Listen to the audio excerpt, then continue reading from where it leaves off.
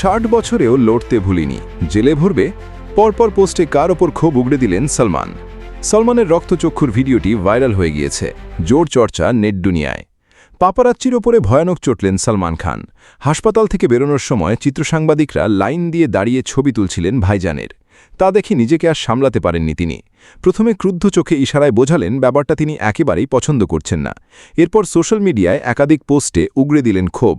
মনে করিয়ে দিলেন তার বয়স 60 বছর হলেও লড়তে তিনি ভোলেননি। প্রশ্ন তুললেন, ওই পাপারাত্সিদের পরিবারের কেউ হাসপাতালে থাকলে তিনি এমনই কিছু করলে কি সেটা তাদের ভালো লাগত? ভিডিওটি ভাইরাল হয়ে গিয়েছে এর মধ্যেই। সেই ভিডিওয়ে সলমানকে হাসপাতাল থেকে বেরিয়ে আসতে দেখা যাচ্ছে। সেই সময় ছবি শিকারীরা চিৎকার করতে থাকেন তার নাম ধরে, এমনকি মাতৃভূমি নিয়েও প্রশ্ন করতে থাকেন। এতেই মেজাজ হারালো সলমান। বারবার ইশারা করতে বোঝাতে চাইছিলেন এভাবে হাসপাতালে তাকে অনুসরণ করা হচ্ছে কেন। এরপরই বাড়ি ফিরে সোশ্যাল মিডিয়ায় ক্ষোভ উগড়ে দেন সুপারস্টার।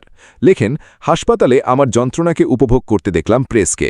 সেই প্রেস যাদের পাশে আমি দাঁড়িয়েছি, যোগাযোগ রেখেছি, খেয়ালও যাতে তারা তাদের রুটি চালাতে পারে। পরে আরও একটি পোস্টে তাকে লিখতে দেখা যায়, কিন্তু আজ যদি তারা আমার ক্ষতি থেকে উপার্জন করতে চায় থামিয়ে দেব, মোটেই উপভোগ করব না।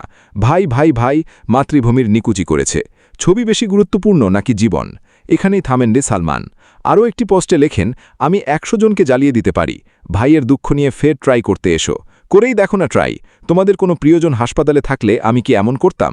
সবশেষের পোস্টে তিনি লেখেন, 60 বছর হলো কিন্তু লড়তে ভুলিনি। মনে রেখো, জেলে ভরবে নাকি? হা হা। এদিকে এটা পরিষ্কার নয় সলমান খান কেন হাসপাতালে এসেছিলেন। প্রশ্ন উঠছেন, তিনি কি কোনো অসুখের চিকিৎসা করানোর জন্য এসেছিলেন? এ বিষয়ে কিছুই এখনও জানা যায়নি। গত রবিবারও সলমানের একটি পোস্ট নিয়ে চর্চা হয়েছিল। সোফায় একলা বসে থাকা একটি ছবি পোস্ট করে সলমান লিখেছিলেন তিনি একা ও নিঃসঙ্গ, জানিয়ে নানা জল্পনা তৈরি হয়। পরে অবশ্য বলিউডের অন্যতম মহাতারকা জানান, ওই পোস্টে তিনি নিজেকে উদ্দেশ্য করে কিছুই লেখেননি।